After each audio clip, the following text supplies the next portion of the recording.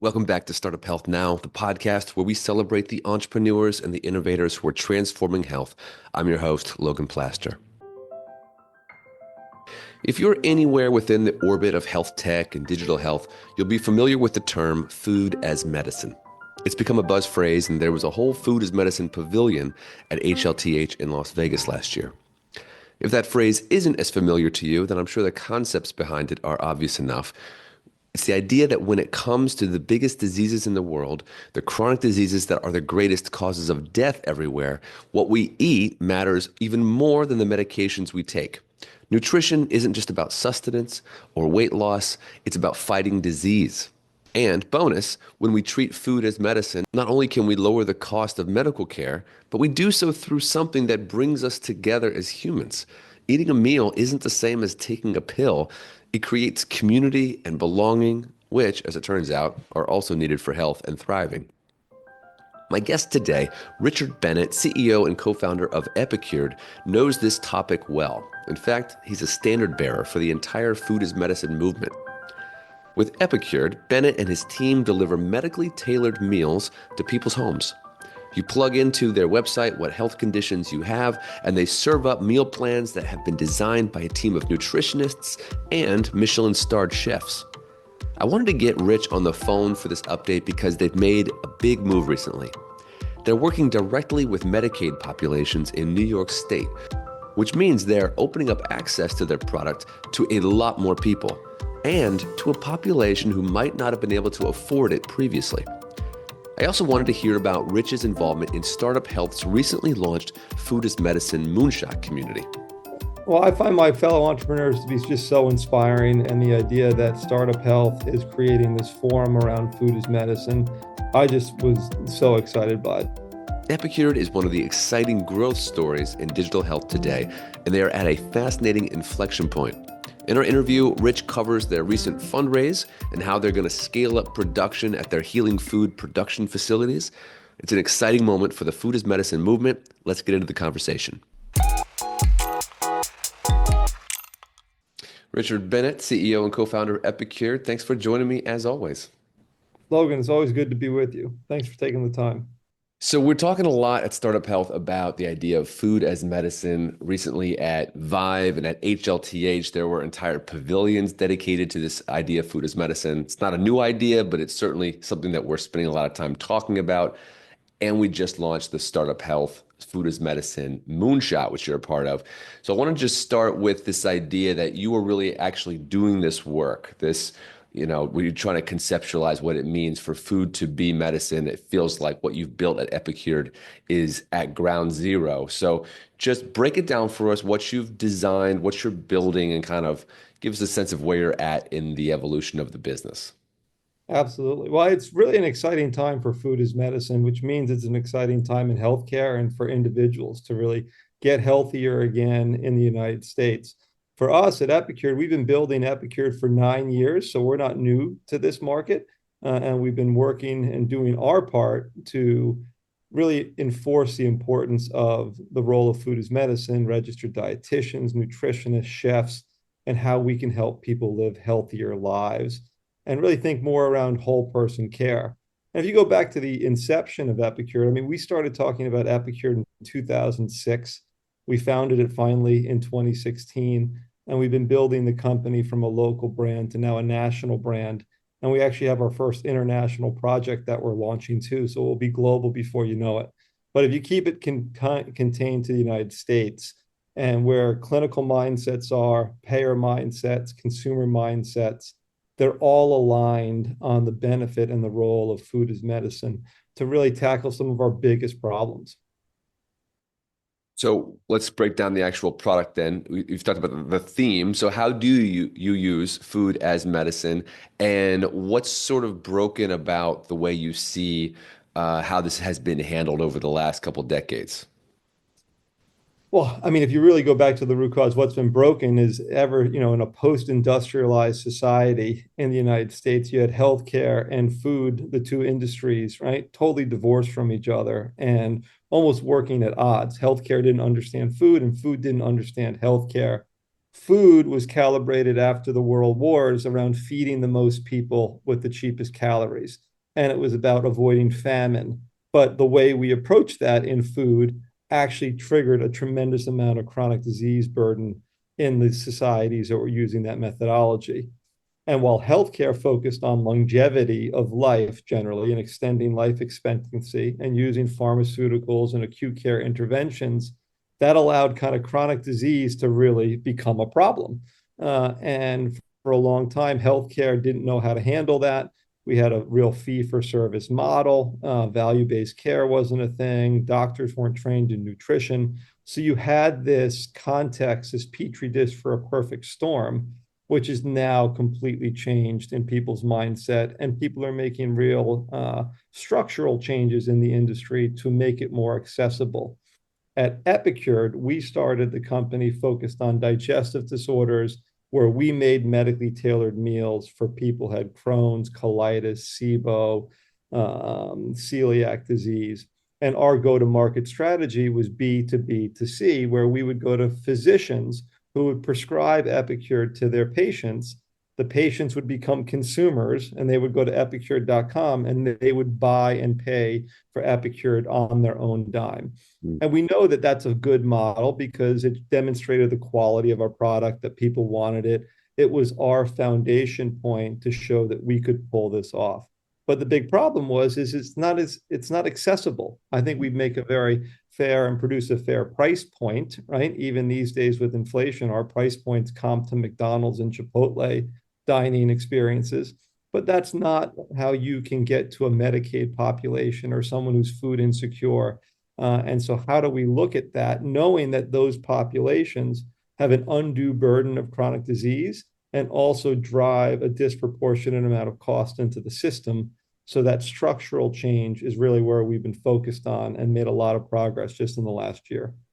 One of the things I find fascinating about Epicured is that you're also building on current market trends, or at least trends over the last 10 years in terms of meal prep, food delivery services. You're kind of tapping into the cultural understanding of meals being delivered, but you're doing it with this healthcare angle. Where are current attitudes right now in terms of consumers understanding and welcoming the idea of food delivery and kind of working with a company like yours, buying their meals online and having them brought to their home? Well, for us, I think the biggest trend is across the generations and age groups, people understand more and more what you put in your body is going to change how you feel. It's going to change how you are able to live your life. And it's not just about pure enjoyment or, satisfaction with what you're eating. And it's also become a little less cool to eat the fried foods, right? And so there's been a good amount of peer pressure societally to think about, where does the food come from? What is it doing to my body? What is it doing to my children or my mother and father who I'm supporting? And there's more thought that goes into it than ever before.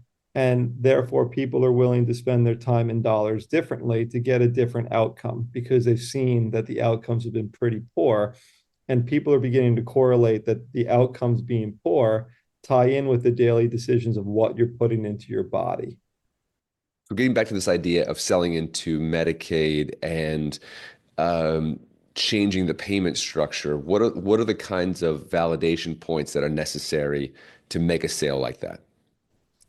Well, I think, and we stand on the shoulders of giants, and we've worked with clinical researchers, academics, policymakers, lobbyists who've been working on this for just as long or longer than we have.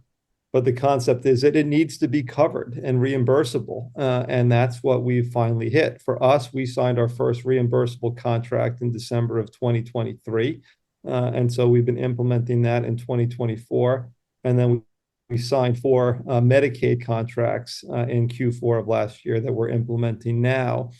And both of those, one is focused on an elderly population in a PACE construct, which is the program for all-inclusive care of the elderly, which is often a vulnerable population and socially isolated and not cared for as well as they could. And then Medicaid broadly is designed to take care of our most vulnerable Americans. And so our ability to do so and to pull that off, what we had to do to just double click is move just from digestive disorders to cover a wider range of therapeutic Uh, nutrition needs.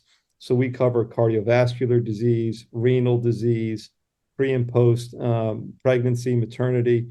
We focus on diabetes, and then we focus just on what we call core nutrition, which is mostly targeting a food insecure audience who luckily hasn't acquired a chronic disease yet, but that we're really trying to get them back on track. break down these actual contracts with me in terms of who's getting the meal plans. What are these populations like? How much of it is covered? Is it completely covered? Is it only for people with certain diseases that have been referred? Kind of break down some of the details of what a Medicaid Epicured partnership looks like. So our Medicaid contracts right now are centered in New York State, and the way every state is slightly different. So I don't mean to speak nationally, but they're building on each other. North Carolina did a program, California learned from North Carolina, New York learned from California, and we've been signing contracts in New York today. So my comments are within the context of New York, but are broadly applicable to the trends of what's happening at CMS about how CMS looks at Medicaid. For us, we have three types of services now, not just meals. We do registered dietitian counseling, we do medically tailored meals, we do clinically appropriate meals, which is back to that core nutrition. You might not have a disease, but you need something a little bit better for you.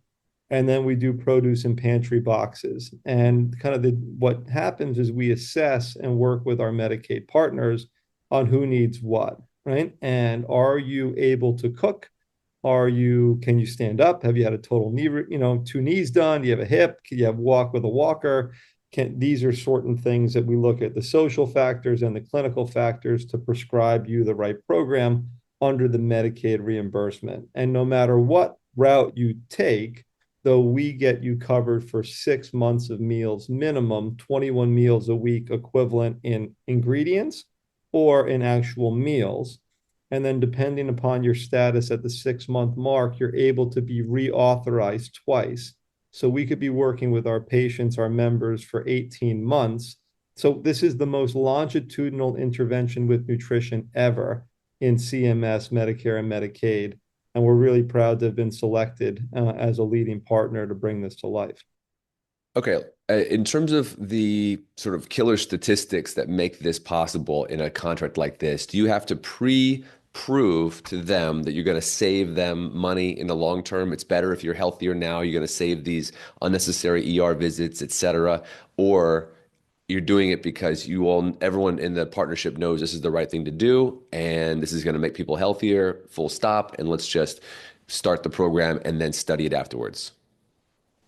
So this is building on North Carolina demonstrated that this was effective, and we learned from there. California Effective demonstrated at doing what? lowering emergency department admissions and readmits, Okay. improving certain health outcomes overall, and Mhm. therefore generating a positive economic ROI. Okay. Quick rule of thumb is the average ED admit costs $30,000. For $30,000, you can feed someone Epicured 21 meals a week for 24 months, right?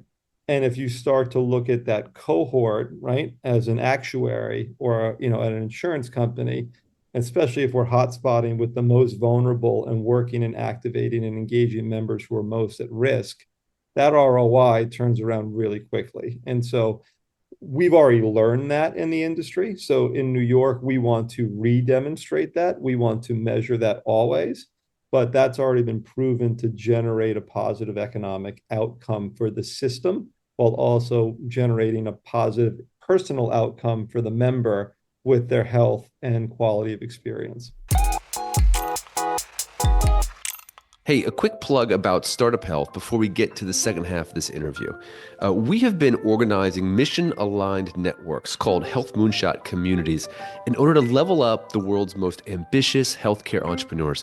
We've been doing this work since 2011 and have helped more than 500 companies from more than 30 countries.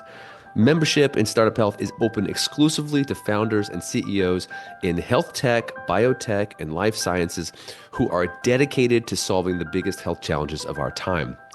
You can learn more about the benefits of membership, and you can read hundreds of success stories, member testimonials, all at startuphealth.com. I'm fascinated by what you said about bringing in the nutritionists. I talk to a lot of founders who are working on their little slice of health innovation, and oftentimes what they're really doing is they're looking for a foot in the door, and then they want to wrap around other services once they have a relationship with somebody. And so I'm always sort of curious, like what is going to be the thing that builds the relationship that then allows you to have a more holistic health experience. And I hadn't really thought before about the power of food as being that foot in the door, that relationship that's multiple times a day, that once you have the relationship, you start thinking about, okay, well, what other kinds of services could I get? Do you think of it in that way, or do you see yourself sticking more specifically to, food and meal delivery and then just maybe a nutritionist add-on?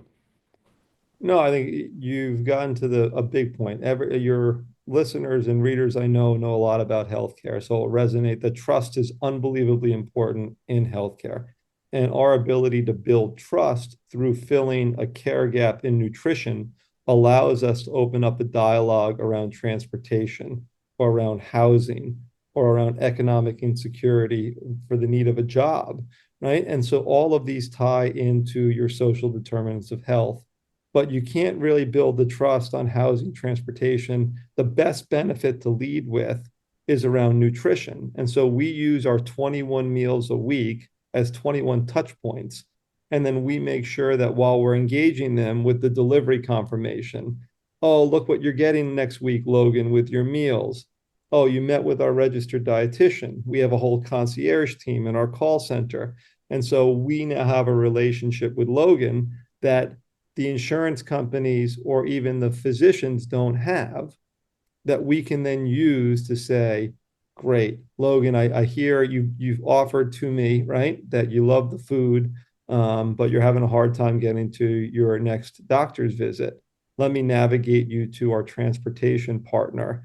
And you're beginning to really do whole person care using food, the power of food and the relationship there, to then you're cracking that nut. We've built trust with you. We built the relationship. And so we're really a relationship first company, and we use food to build that relationship. Shifting gears slightly, about how many meals do you provide in a period of time, a month, a year? Well, it's ramping up with these four Medicaid contracts, right? I mean, so we are growing at the moment at about 20% week over week in meal volume Wow. and Okay. about 50% week over week in produce prescription Okay. volume. So we're at a major inflection point as we roll these contracts on And in that's and that states. and those are just a couple of contracts. So I guess my question is around the opportunities and challenges of scale in a business like this, given how big the market really is. And there are two different lenses. One is kind of from a shareholder lens, and one is from addressing the need, right? So no one company in the United States is going to be able to address the entire need. Unfortunately, it's just that large. So when we look at New York State, we have four contracts. There are nine up for grabs, right, in total, right? Because they divide the state up into nine different regions. We have contracts with four of them. We're working with the other five to get those contracts. For us at Epicured, we've built this company very methodically to be also vertically integrated, which we haven't touched on this call, is we actually make the food.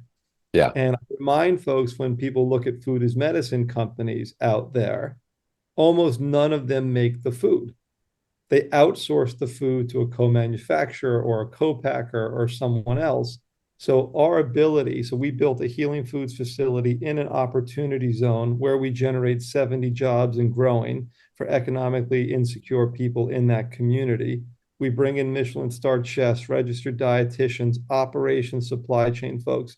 And so we built this capacity. And at the moment where we sit today, we could 10x our volume and still be within that facility. Wow. But clearly, our ability to make that facility the template and then replicate that elsewhere as contracts need, or even as some of our quote unquote competitors or channel partners call us up and say, hey, we have a contract, but we don't make the food, and we can't see anyone who makes the food as well as you Mm. align with clinical and cultural guidelines, right? Then that's another growth opportunity. So one's from a policy perspective, we need a lot of people around this problem, right? Because it's just so big.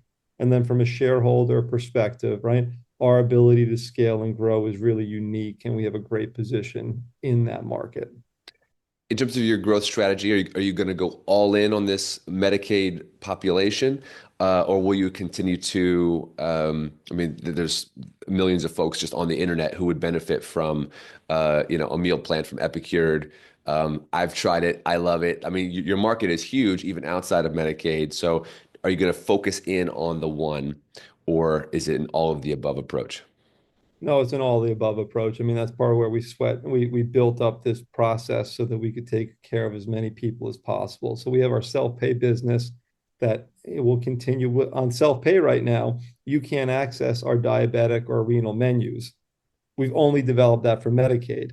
But now we're repurposing that whole process and all those products to go onto epicured.com Mm. to help diabetics who aren't on Medicaid, as an example.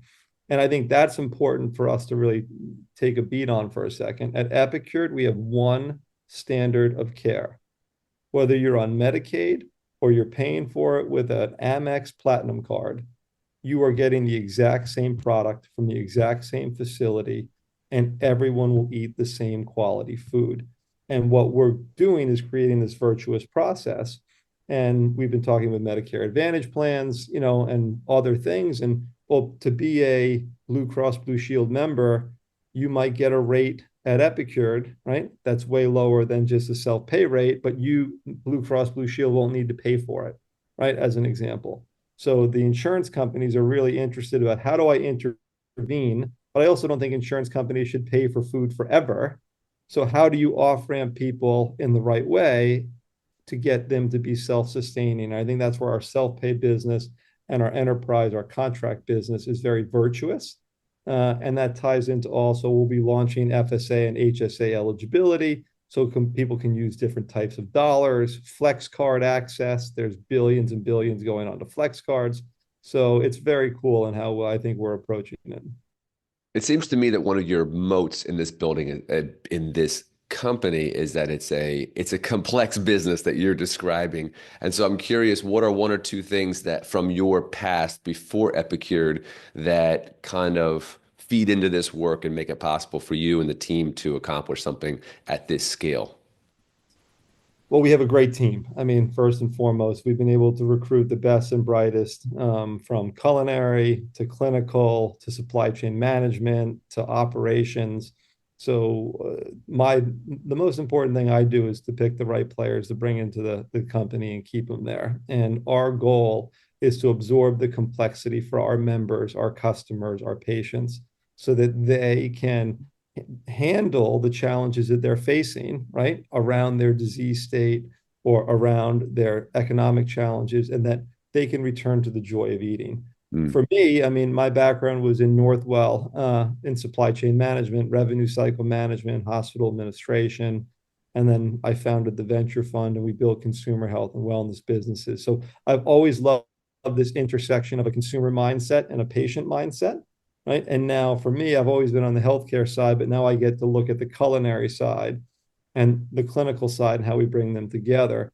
And we're really proud. One of our clients asked us to develop Liberian dishes so that we could help penetrate a specific population in one of these Medicaid contracts. And so we do El Salvadorian, we do Puerto Rican, we do Liberian. And I love the concept of food as medicine, but I like to underscore that food is not a pill. It's social, emotional, cultural. And it's a pretty dystopian world where we're all sitting down to eat our pills together. Like that's not the future. Yeah. So we need to like really harness the power of that. And we bring that to life in a really cool way. How are you seeing your work impacted by trends through like GLP-1 uptake and just the way it's shifting people's thoughts about their own nutrition?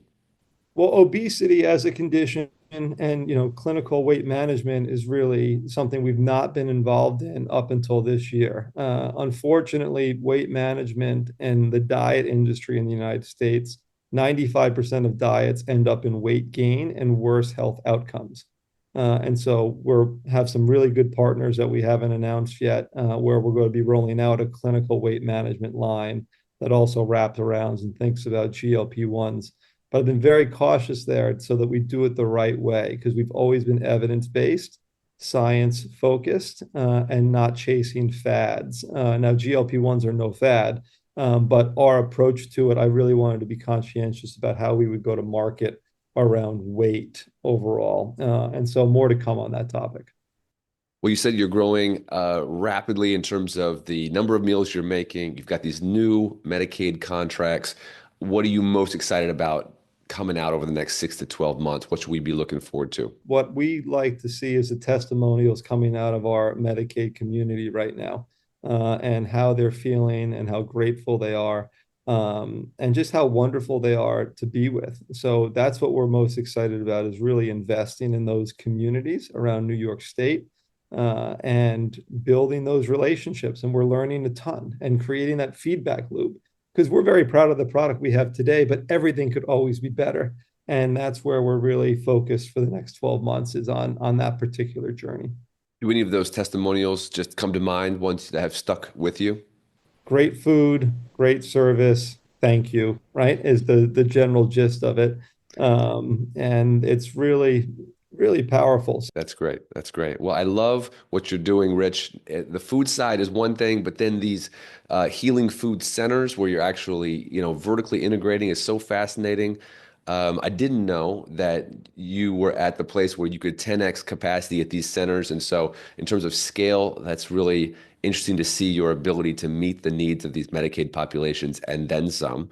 So it's going to be exciting to see how all of that plays out over the next year. Excited to see you grow.